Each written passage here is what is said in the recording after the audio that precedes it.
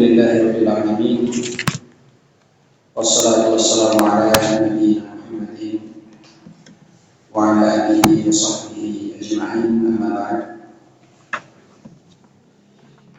Alhamdulillah, kita lanjutkan malam ini pembacaan kitab Akhsarul Mukhtasarat yang kali ini kita masuk bab Sholatul Aidain atau pasal tentang sholat Id.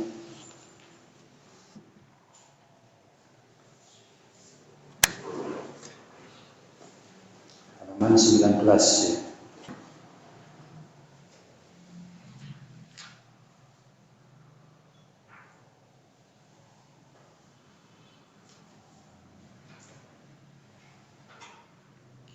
Qala rahimahullah wa sholatul Aidain fardu kifayatin. Salat Id hukumnya fardu kifayah. Artinya apa fardu kifayah? Kalau ada segolongan yang mengerjakannya, maka gugur kewajiban bagi yang lain. Hukumnya fardu kifayah.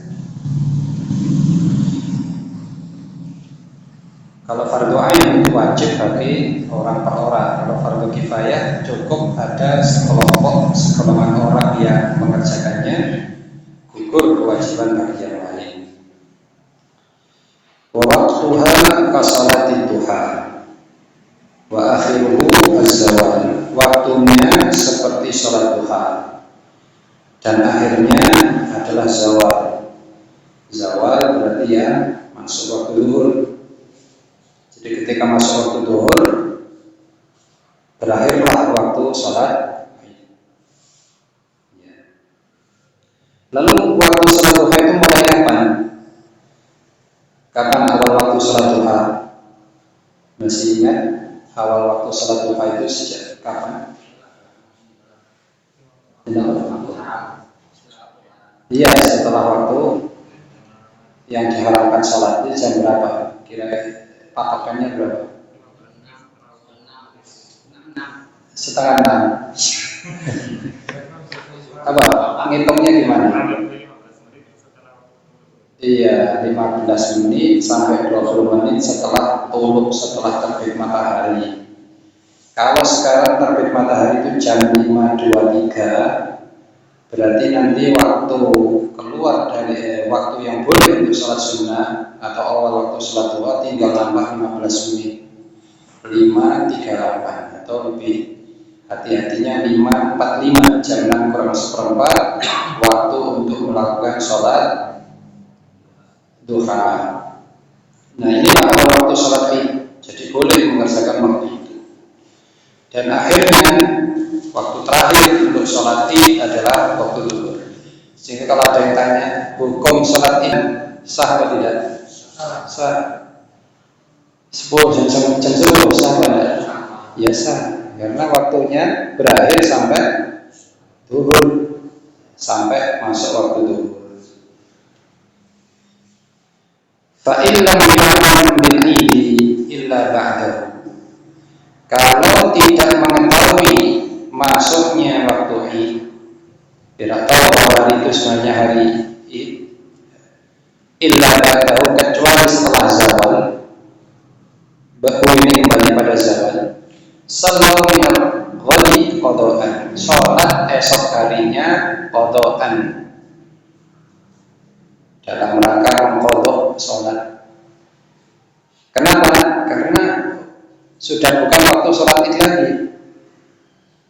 Ini berdasarkan amalan Rasulullah SAW, di mana beliau ketika tahu setelah zawal itu ada kabar bahwa ada rombongan kemarin malam kami lihat hilal, berarti hari itu hari raya Idul Fitri atau hari raya Idul Adha. Idul Fitri, hari raya itu adalah hari raya Idul Fitri. Rasulullah masih puasa saat itu dengan sahabat. Kemudian ada informasi, ada rombongan yang datang bahwa kemarin malam melihat hilal. Maka Rasulullah tahunya setelah zawal, setelah zuhur, maka Rasulullah perintahkan para sahabat untuk mokel, ini sudah hari raya. Ya, tak boleh puasa. Sholatnya kapan? Besok. Qadhaan dalam rangka mengqadha sholat. Ini dalil bahwa waktu sholat itu hanya sampai duhur. Wa syurifa bi wujubiha syurutu Jum'atin, dan disyaratkan untuk wajib melaksanakannya syurutu Jum'atin adalah syarat-syaratnya sholat Jumat. Artinya apa? Syarat orang-orang yang wajib sholat Id ya, adalah orang-orang yang memenuhi syarat wajibnya sholat Jumat, yang ada 6 sebelumnya dulu ya. 6 syarat orang-orang yang wajib sholat Jumat adalah muslim, mukallaf, laki-laki, merdeka, mustautin, orang yang istiton menetap menjadi penduduk setempat, bibinain ya, tinggal di bangunan permanen ya, di bangunan ya, bukan di tenda atau sejenisnya.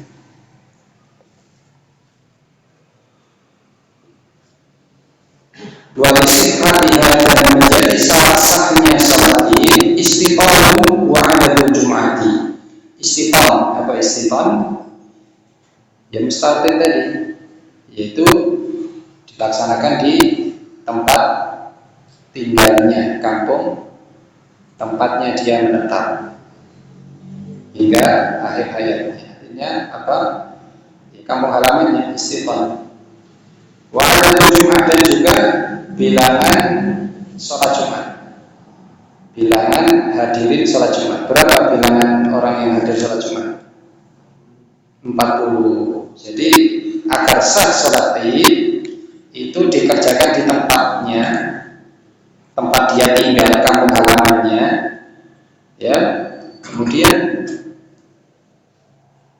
diikuti oleh 40, minimal 40 orang penduduk setempat istiqomah, sama seperti sholat Jumat. Jadi ada orang yang 100 orang pekerja yang bukan istiqomah, hanya tinggal sementara, misalnya di Sriwijaya, Irian Jaya, di tambang ya, tidak ada penduduk setempat, tapi dia menetap di sana setahun 2 tahun, karena itu bukan istiqomah, bukan watonnya, bukan kampung halamannya,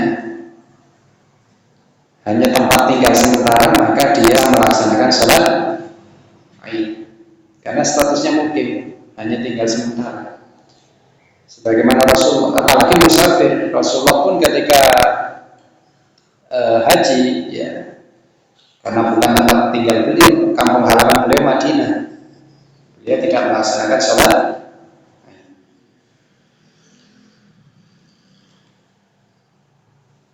Lakin akan tetapi yusannu liman fatatsu aw ba'daha ayyaqdiyaha, akan tetapi disunnahkan bagi orang yang terlewat salat Id, fatathu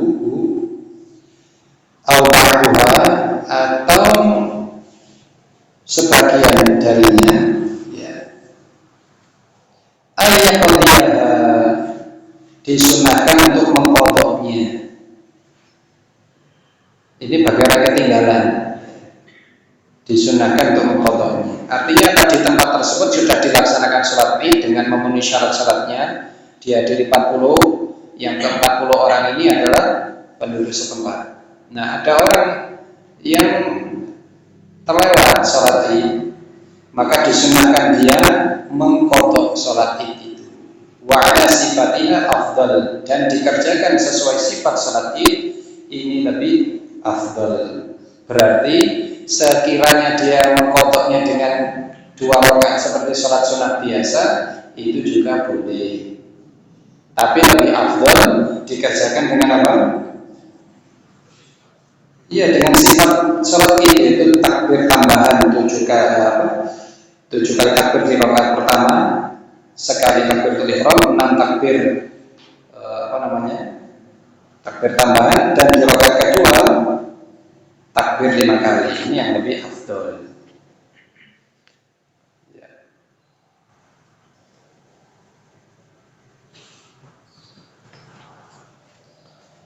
Ya, nanti kita akan membahas sifatnya ya, sifat sholat Id. Wa tusannu fi safra, disunnahkan di safra, tanah lapang. Tanah lapang. Tetapi tanah lapang ini disyaratkan tidak jauh dari kota, tapi qariban urfan min bunyan, dekat dari pemukiman. Ya. Jadi safranya ini, tanah lapangnya ini adalah di pinggiran mana? Pinggir kota, pemukiman, kota atau desa, bisa di perbatasan yang dekat dengan pemukiman itu. Ya. Karena dulu Rasulullah SAW ya menuju tanah lapang yang letaknya adalah di dekat Madinah, bukan di dalamnya, tapi di dekat Madinah.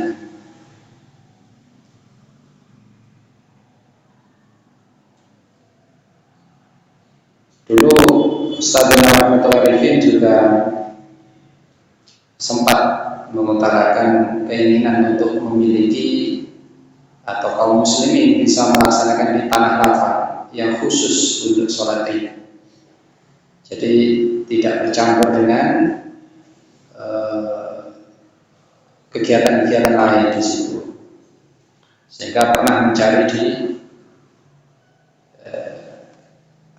di pinggir di Jaruman, di Gabungan. Ya. Nah, jadi tanah lapang, ya, keluar berjalan menuju tanah lapang yang cukup untuk seluruh kaum muslimin.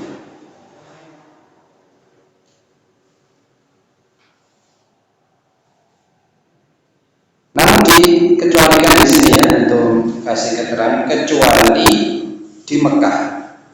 Maka yang lebih afdal adalah di Masjidil Haram, bukan di tanah lapang.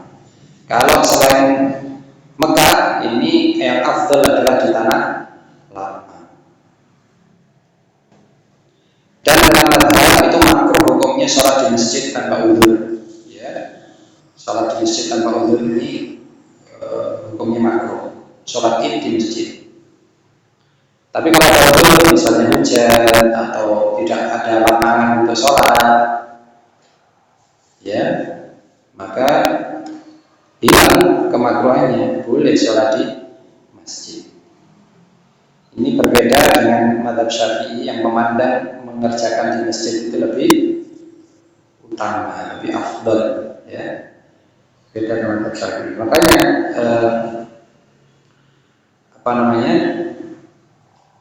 menggabungkan dua pendapat ini antara saudara kita bermadzhab Syafi'i dengan yang memandang tanah lapang ini lebih afdal, maka ini cukup sulit karena masing-masing tentu ingin mencari yang lebih afdal. Namun demikian, makanya yang sama-sama punya keinginan untuk sholat di tanah lapang ini sebenarnya tidak berpecah, tidak terpecah, hendaknya menjadi satu, yang sama-sama yang dipegang yaitu sholat di tanah lapang lebih afdal, hendaknya memilih satu tempat karena ini yang lebih sesuai dengan tujuan untuk menampakkan syariat Islam, menyatukan kaum muslimin. Bahkan sempat kita bahas ya, haram hukumnya mengadakan sholat Jumat maupun sholat Id lebih dari satu tempat tanpa uzur. Untuk itulah kenapa di masjid kita, di tempat kita ini seyogyanya tidak mengadakan sendiri kecuali kalau uzur, misalnya beda waktu pelaksanaan, ini baru mungkin kita bisa melaksanakan. Tapi sekiranya masih bisa disatukan, yang lebih afdal hendaknya kita mengerjakan jadi satu. Itulah yang dilaksanakan oleh salafus saleh zaman Rasulullah, para sahabat dan ulama-ulama salaf setelahnya.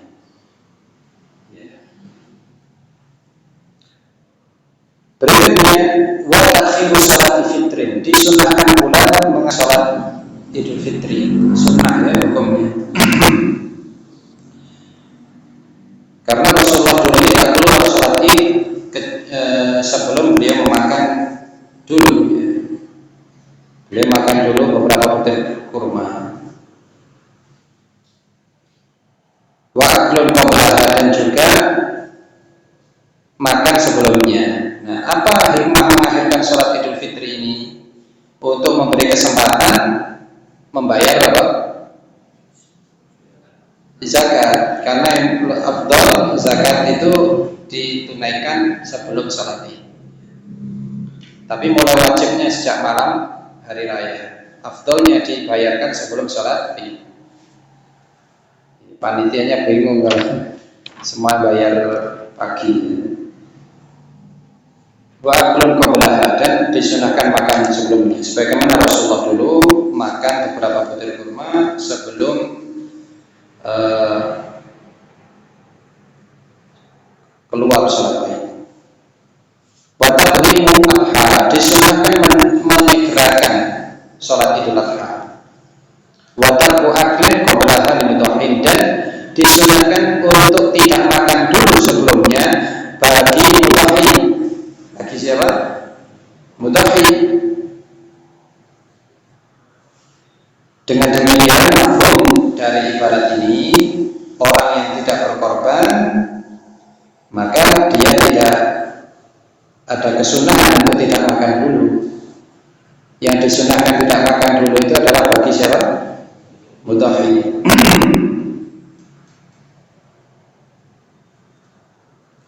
Namun demikian Imam Ahmad bin Hanbal menyatakan bagi yang tidak berkorban dia bisa milih antara makan sebelum sholat atau setelah sholat.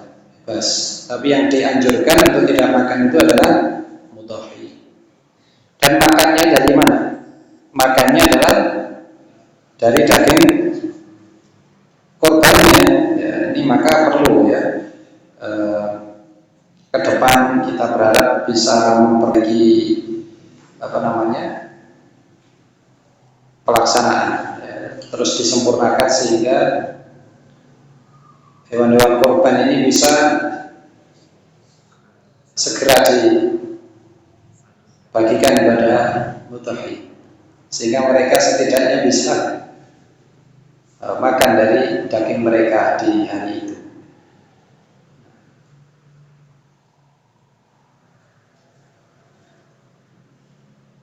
Tapi sekiranya tidak bisa pun tidak mengapa ya.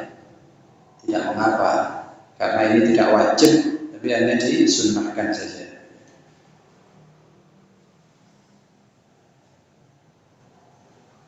Baik, ini sunnah-sunnah terkait sholat Id. Kemudian bagaimana sifatnya? Wa yusalli raka'ataini qabla al-khutbati. Sholat Id itu adalah dengan mengerjakannya 2 rakaat sebelum khutbah. Sebelum khutbah. Yukabbiru al-imam ba'da al-istiftahi wa qabla at-ta'awudhi wal qira'ati sittan. Bertakbir di rakaat pertama setelah istiftah, setelah baca istiftah. Dan sebelum ta'awud, ta'awud itu baca a'udzubillahi minasyaitonir rajim. Wal qira'ati, dan juga baca Al-Fatihah sittan, sebanyak 6 kali. Jadi maksudnya adalah takbiratul ihram dulu. Allahu Akbar, takbiratul ihram. Setelah itu apa? Membaca iftitah dulu. Karena takbir tambahan ini adalah ba'dal istiftah. Jadi baca iftitah dulu. Allahumma ba'id baini wa baina khataaya kama ba'adta bainal masyriqi wal maghrib. Allahumma naqqini min khataaya kama yunqqa ath-thawbul abyad min ad-danas. Allahumma ighsilni min khataaya bil ma'i wath thalj wal barad. Setelah itu baru takbir kali 6 kali. Allahu Akbar 1. Boleh menggunakan jari untuk itu.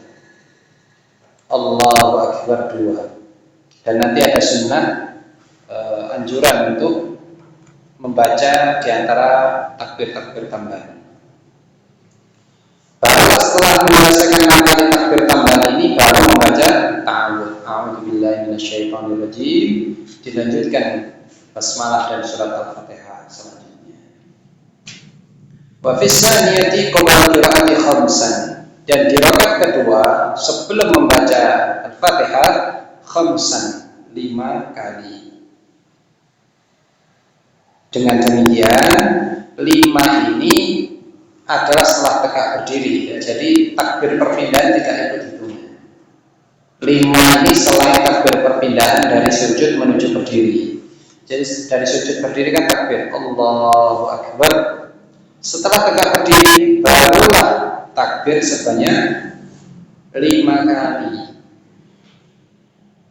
Sedangkan di rakaat pertama 7 itu termasuk takbiratul ihram, sehingga nambahnya cuma 6.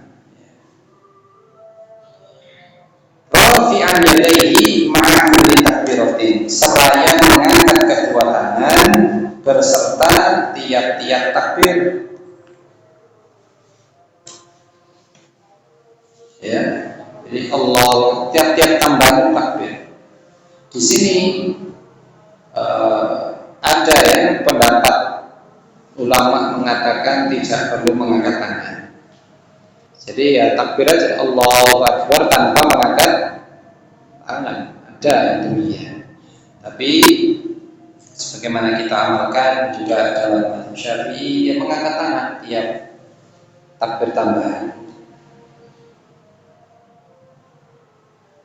Wa yaqulu, dan membaca baina kulli takbiratain, di antara tiap-tiap dua takbir, Allahu Akbar kabira walhamdulillahi katsira wa subhanallahi bukratan wa asila wa sallallahu ala Muhammadin wa alihi wa sallam tasliman katsira. Ini bacaannya ya. Boleh di antara di sela-sela antara takbir, di sela takbir itu kita baca Allahu Akbar, Allahu Akbar kabira walhamdulillahi katsira wa subhanallahi bukratan wa asila wa sallallahu ala Muhammadin wa alihi wa sallam tasliman katsira. Atau yang biasanya di sini ditambahkan Allahu atau bacaan yang lain. Contohnya subhanallah walhamdulillah wa la ilaha illallah wallahu akbar Allahumma shalli ala Muhammad. Gimana? Subhanallah walhamdulillah wa la ilaha illallah wallahu akbar Allahumma shalli ala Muhammad.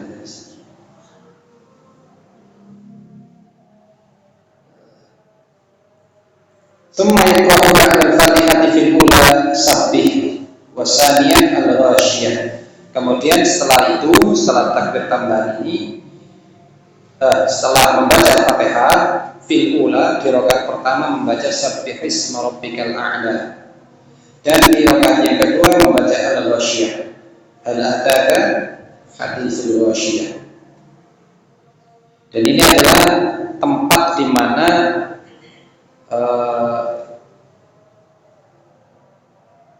bacaan rakaat yang kedua itu lebih panjang dari rakaat yang pertama. Selain ini, yang dianjurkan, yang afdal, rakaat pertama bacaan suratnya lebih panjang daripada rakaat yang kedua. Tapi dari salat Id maupun salat Jumat ini karena mengikuti athar, mengikuti amalan Rasulullah dalam masalah ini, ya ini rakaat yang kedua lebih panjang, yaitu membaca surat Al-Ghasyiyah. Tsumma yakhutubu ka khutbatil jumu'ati, kemudian berkhutbah seperti khutbahnya salat Jumat. Berarti berapa kali? 2 kali, ya.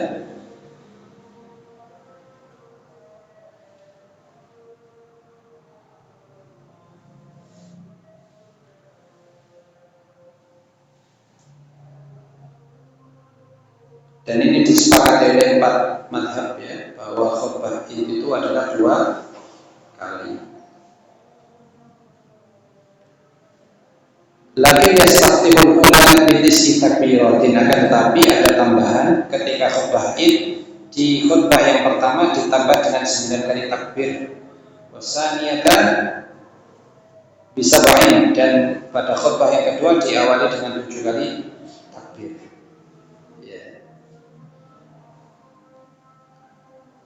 Lalu bagaimana kalau khutbah di hadapan orang-orang yang khutbahnya cuma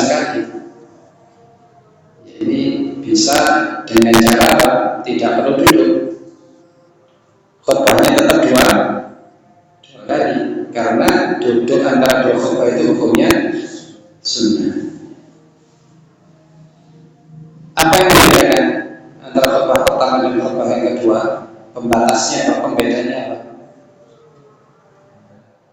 Iya, pembukaan lagi, innal hamdalillah, atau jeda sejenak kemudian pembukaan lagi.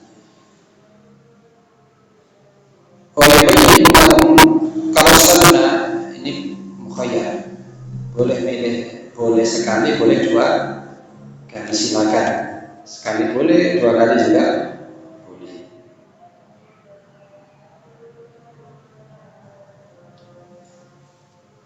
Wa yubayyinu lahum fil fitri ma yukhrijun.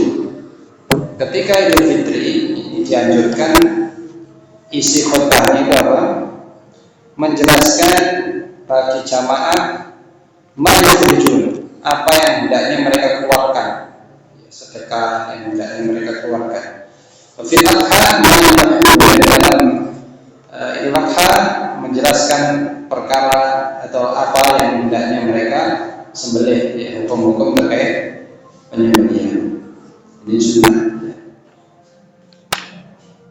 Wasunnah takbir mutlaqu lailatul idain, disunnahkan ya takbir mutlak lailatul idain di malam dua hari, di malam dua hari raya lailatul idain, itu malam Idul Adha dan malam Idul Fitri.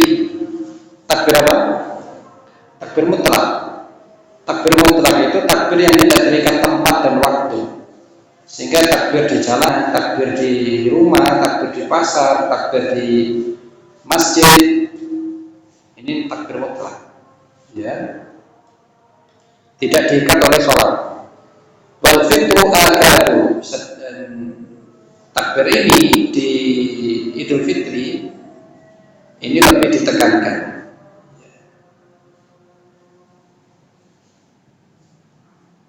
Wa min awwalil hijjah ila farahul khutbah. Adapun untuk Dzulhijjah itu dimulai dari awal Dzulhijjah sampai selesainya khutbah. Ya.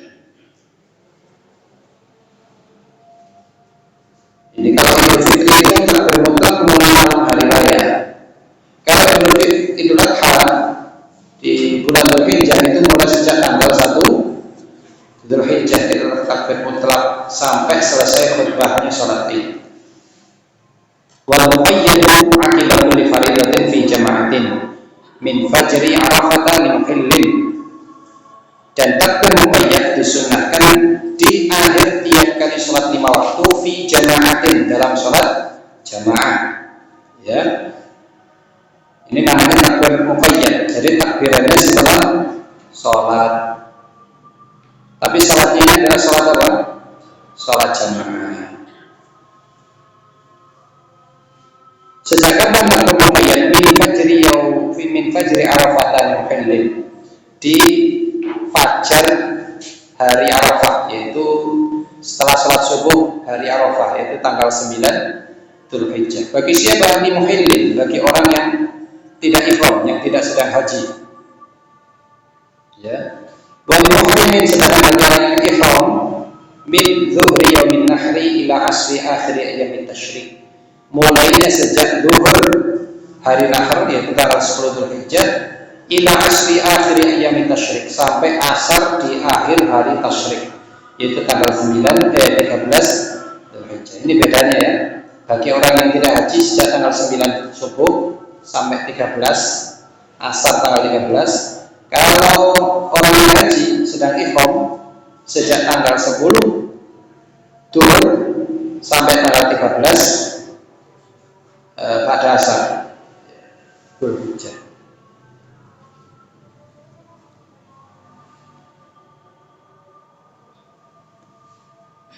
Baik.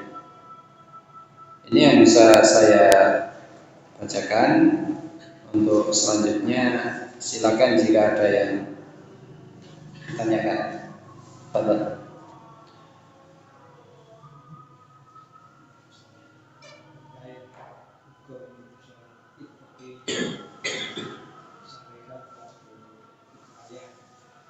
Iya.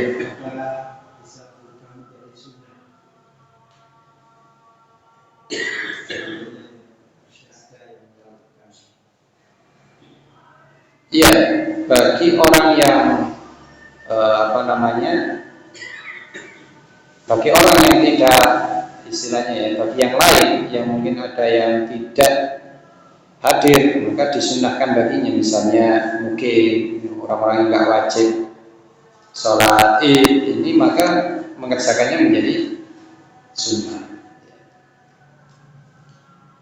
Tapi kalau fardu kifayah ini, kalau tidak ada semua yang mengerjakan, berdosa semua. Tapi kalau ada yang mengerjakan, gugur kewajiban bagi yang lain. Tapi tetap dianjurkan untuk sholat id bagi mereka.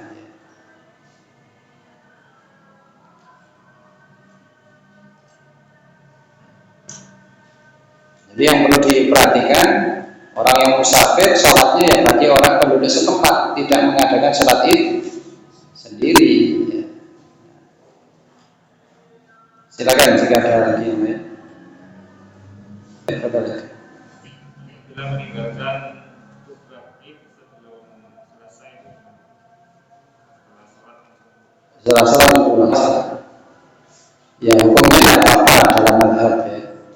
Tapi yang afdalnya sampai selesai.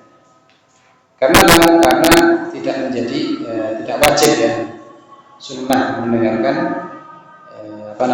khutbah id itu.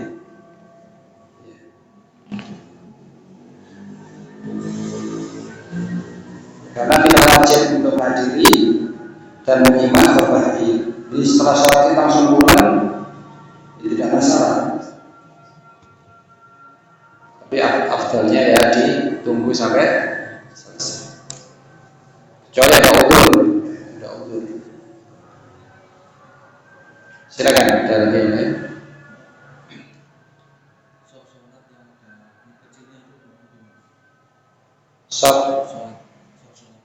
Iya. Jika keberadaan anak itu sampai memotong soft, hukumnya makruh. Sampai memotong soft. Dan jarak soft terpotong itu adalah seukuran berdirinya 3 orang. Seukuran berdirinya 3 orang, yaitu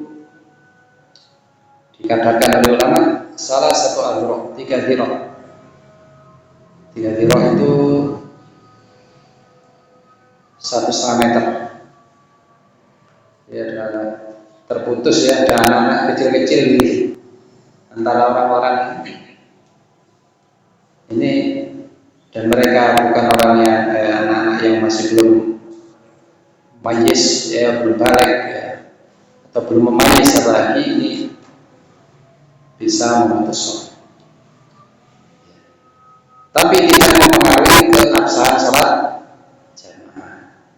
Itu nomor 1 anak kan tidak memutus sholat. Memutus sholat itu adalah kalau ukurannya sampai 3 dirok. 1 dirok 48 cm.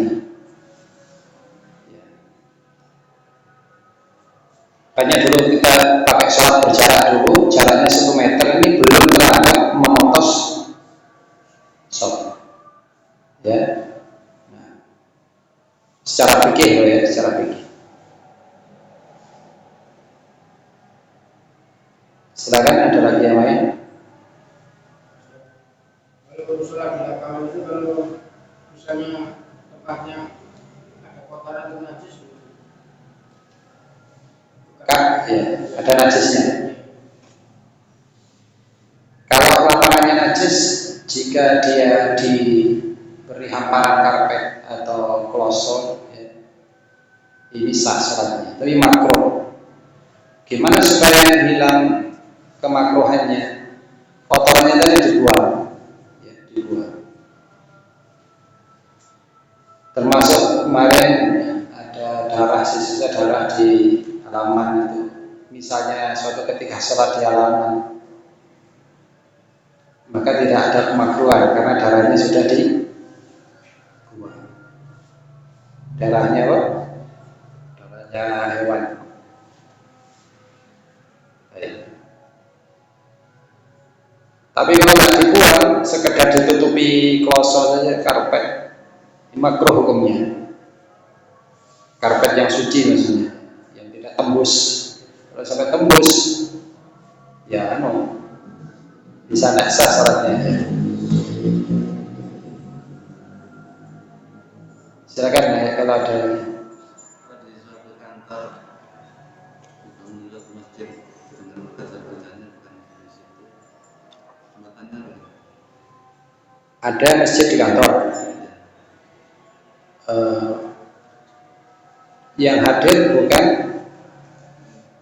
penduduk setempat, cuma pegawai-pegawai.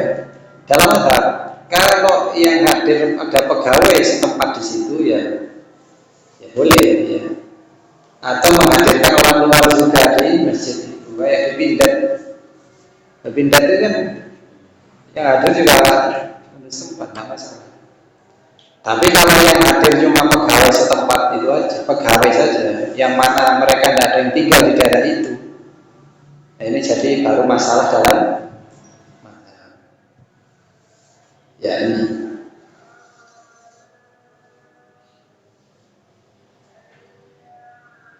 Silakan jika ada lagi yang lain.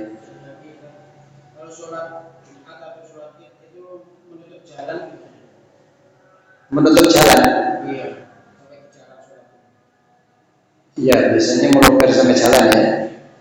Ya, ini sekiranya memang tidak bisa dihindari, mudah-mudahan tidak apa-apa. Mudah-mudahan tidak apa-apa, meluber sampai jalan, dengan catatan jangan sampai mengganggu orang yang beraktivitas lalu lalang. Sehingga panitia seyogianya memperhatikan masalah ini, jangan sampai melubernya ke jalan itu mengganggu aktivitas, tidak ada akses lain, tidak diarahkan jalan yang lain. Kalau ada akses yang lain bisa bekerja sama dengan aparat untuk apa? Untuk mengatur rute lalu lintas. Itulah kenapa ya dianjurkan kita ini di tanah lapang ya supaya apa?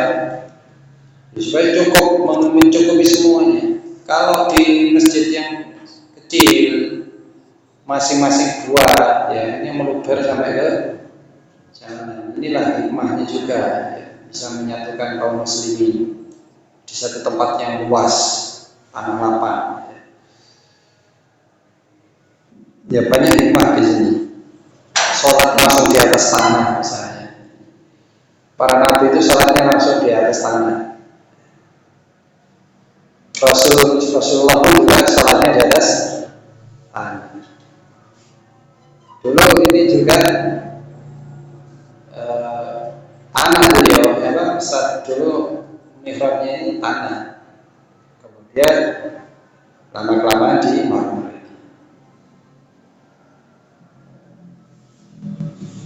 Ini ya, ada saksi sejarah nomor Pak Herman sama nomor tadi. Ini yang dulu masih tanah. Katanya dulu tanah gitu. Ya.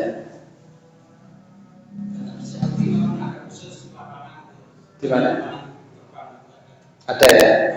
Khusus memang ya. Di lapangan terbang di Saudi. Khusus ya. Kalau ada depannya sih dan ada pagarnya nggak boleh.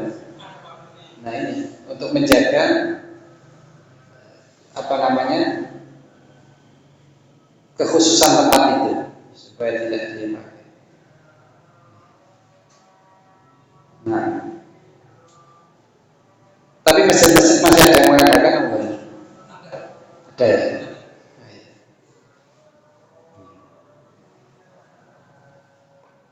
Ya ini apa yang bisa kita bacakan. Ya memang dulu Ustadzuna berharap ada tempat khusus seperti itu. Tapi jangan sampai ya kalau ada lapangan khusus itu sampai memecah belah kaum muslimin. Sehingga sekali lagi nanti kita mengadakan sholat itu kalau apa? Kalau berbeda misalnya dan secara hisab baru berbeda penanggalannya tahun 2022. Alhamdulillah sampai tahun 2021 ini insya Allah serempak. Bisa dilihat dari hisab, hilalnya rendah ini alamat khilaf ini. Hilalnya tinggi, insya Allah tidak ada khilaf. Karena ada perbedaan 2 derajat, lebih dari 2 derajat ini insya Allah tidak ada khilaf. Kalau ketinggian hilal di bawah 2 derajat, kemungkinan besar perbedaan pendapat. Ini dulu bisa kita baca. Subhanallah wa bihamdihi, asyhadu an la ilaha illa anta, astaghfiruka wa atubu ilaik. Assalamualaikum warahmatullahi wabarakatuh.